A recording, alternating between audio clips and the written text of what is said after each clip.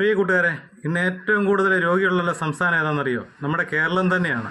അപ്പോൾ നമുക്ക് ആദ്യം ഈ വീഡിയോ ഒന്ന് കാണാം. പക്ഷേ ഇതിൻ്റെയൊക്കെ ശരിക്കുള്ള സത്യങ്ങൾ പറഞ്ഞാൽ നമ്മുടെ ചാനൽ തന്നെ ചിലപ്പം പൂട്ടിക്കും.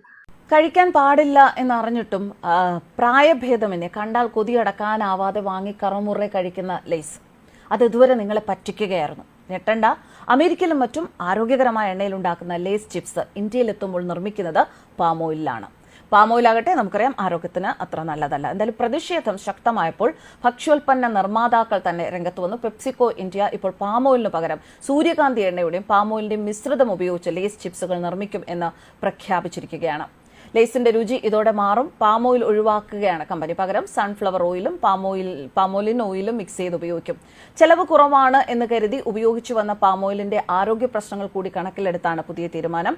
പാം ഓയിൽ ഒഴിവാക്കി ചിപ്സ് നിർമ്മിക്കുന്നതിനുള്ള ട്രയലും കഴിഞ്ഞ വർഷം മുതൽ ആരംഭിച്ചതായി പെപ്സിക്കോയും വ്യക്തമാക്കിയിട്ടുണ്ട്. രാജ്യത്ത് വൻ ജനപ്രീതി ആർജിച്ച ഒരു ഉരുളക്കിഴങ്ങ് ചിപ്സാണ് ലേസ്. രാജ്യത്ത് ലേസ് വിതരണം ചെയ്യുന്ന കമ്പനിയായ പെപ്സിക്കോയുടേതാണ് ഈ നിർണായക തീരുമാനം. എന്തായാലും സോഷ്യൽ മീഡിയ ഇൻഫ്ലുവൻസറായ രേവന്ത് ഹിമന്ത് സിംഗയാണ് ഇക്കാര്യം അറിയിച്ചിരിക്കുന്നത്. ലേസിൽ നിന്ന് പാം ഓയിൽ ഒഴിവാക്കുകയാണെങ്കിൽ ബിങ്കോ അടക്കമുള്ള മറ്റു ഉരുളക്കിഴങ്ങ് ചിപ്സ് കമ്പനികളും ഇതിന് നിർബന്ധിതരാകുമെന്ന് രേവന്ത് ഹിമന്ത് സിംഗ സൂചിപ്പിക്കുന്നു. വെജിറ്റബിൾ ഓയിലാണ് പാം ഓയിൽ. എണ്ണപ്പനയുടെ കായയിൽ നിന്നാണ് പാം ഓയിൽ ഉണ്ടാക്കുന്നത്. ഭക്ഷ്യനിർമ്മാണത്തിന് പല കമ്പനികളും പാം ഓയിൽ ആശ്രയിക്കുന്നുണ്ട്. കൂടാതെ സൗന്ദര്യവർദ്ധക ഉൽപ്പന്നങ്ങളിലും പാം ഓയിൽ ഉപയോഗിക്കാറുണ്ട്. താരതമ്യേന ചെലവ് കുറവായതിനാൽ ആണ് കമ്പനികൾ പലതും പാം ഓയിലിനെ വലിയ തോതിൽ ആശ്രയിക്കുന്നത്. എന്നാൽ കൊഴുപ്പിന്റെ അളവ് കൂടുതലാണ്. അതുകൊണ്ട് തന്നെ പാം ഓയിലിനെ കുറിച്ച് ധാരാളം ആശങ്കകളുണ്ട്.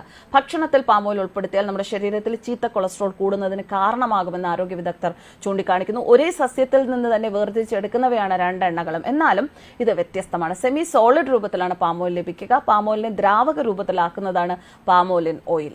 പാനീയങ്ങളുടെയും ലഘുഭക്ഷണങ്ങളുടെയും യുഎസിലെ ഏറ്റവും വലിയ നിർമ്മാതാക്കളാണ് പെപ്സിക്കോ. അവിടെ വിൽക്കുന്ന ലേസ് ചിപ്സുകളിൽ പാം ഓയിൽ ഉപയോഗിക്കുന്നില്ല. പകരം അവിടെ സൂര്യകാന്തി, ചോളം, എണ്ണ തുടങ്ങിയ ആരോഗ്യകരമായ എണ്ണകൾ മാത്രമാണ് ഉപയോഗിക്കുന്നത്. പാം ഓയിലിൽ ഉയർന്ന അളവിൽ പൂരിത കൊഴുപ്പ് ഉണ്ട്. ഏകദേശം 50% ഇത് LDL കൊളസ്ട്രോളിന്റെ അളവ് കൂട്ടും. അമിതമായി കഴിച്ചാൽ ഹൃദയ സംബന്ധമായ അസുഖങ്ങൾ ഉണ്ടാകാനുള്ള സാധ്യത വർദ്ധിപ്പിക്കുകയും ചെയ്യും.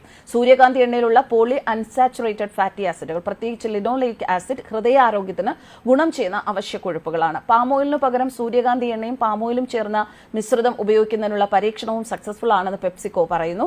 വരും കാലങ്ങളിൽ ഇങ്ങനെ സൂര്യകാന്തി എണ്ണയും പാം ഓയിലും ചേർത്ത് പാകം ചെയ്ത ചിപ്സ് മാത്രമേ ഇന്ത്യയിലേക്ക് വരികയുള്ളൂ. കൂടാതെ ഇന്ത്യയിലെ തങ്ങളുടെ ലഘുഭക്ഷണങ്ങളിലെ ഉപ്പിന്റെ അളവ് 1 കലോറിയിൽ 1.3 മില്ലിഗ്രാമിൽ താഴെ കുറയ്ക്കുമെന്നും പെപ്സി വ്യക്തമാക്കിയിട്ടുണ്ട്. പൂരിതക്കുഴപ്പ് കുറവായതിനാൽ സൂര്യകാന്തി എണ്ണ പാം ഓയിലിനേക്കാൾ പോഷക ഗുണങ്ങൾ നൽകുമ്പോൾ അതിന്റെ കുറഞ്ഞ ഓക്സിഡേറ്റീവ് സ്ഥിരത ഉൽപ്പന്നത്തിന്റെ കാലാവധിയും രുചിയും ബാധിക്കും. ഉയർന്ന ഊഷ്മാവിൽ ചൂടാക്കുന്നതിൽ പാം ഓയിലിൽ ഉണ്ടാക്കുന്ന ഭക്ഷണങ്ങൾ കൂടുതൽ കാലം കേടുകൂടാതെ രുചിഭേദമില്ലാതെ സംരക്ഷിക്കാം. ഇതിനാലാണ് മിക്ക ഭക്ഷ്യോൽപ്പന്ന നിർമ്മാതാക്കളും പാം ഓയിൽ ഉപയോഗിക്കുന്നത്.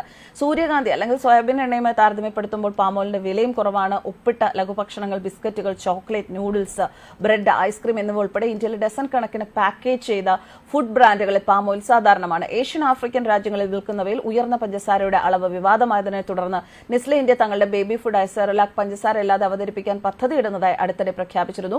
വികസിത രാജ്യങ്ങളിലെ സെറലാക്കിനെ അപേക്ഷിച്ച് വികസ്വര രാജ്യങ്ങളിലെ സെറലാക്കിൽ വളരെയധികം പഞ്ചസാര അടങ്ങിയിട്ടുണ്ട് എന്നാണ് സ്വിസ് അന്വേഷണ സംഘടനയായ പബ്ലികയും ഇന്റർനാഷണൽ ബേബി ഫുഡ് ആക്ഷൻ നെറ്റ്വർക്കും വെളിപ്പെടുത്തിയത്. അതിന് പിന്നാലെയാണ് ഇത്തരത്തിലൊരു തീരുമാനം. എന്തായാലും ഇന്ത്യയിൽ ഒരു കച്ചവടം, പുറത്തു മറ്റൊരു കച്ചവടം, അങ്ങനെ പല കമ്പനികളും നമ്മളെ പറ്റിക്കുക. അപ്പം നമ്മുടെ കേരളത്തിൽ ഏറ്റവും കൂടുതൽ ആൾക്കാർ ഉപയോഗിക്കുന്ന സാധനമാണ് പാം ഓയിൽ. അപ്പം അതിനെപ്പറ്റി പറഞ്ഞു കേട്ടല്ലോ. അതുപോലെ നമ്മുടെ കേരളത്തിൽ വരുന്ന 75-80% ഭക്ഷ്യവസ്തുക്കളും മായം കലർന്നതാണ്.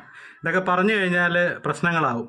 അതുപോലെ ഏറ്റവും കൂടുതൽ അസുഖമുള്ളത് നമ്മുടെ കേരളത്തിൽ തന്നെയാണെന്നുള്ളത് ഇപ്പം മനസ്സിലായില്ലേ. ഈ കണ്ട മാരക വിഷങ്ങളാണ് നമ്മൾ കഴിക്കുന്നതല്ല. ആരോട് പറയാനാണ്?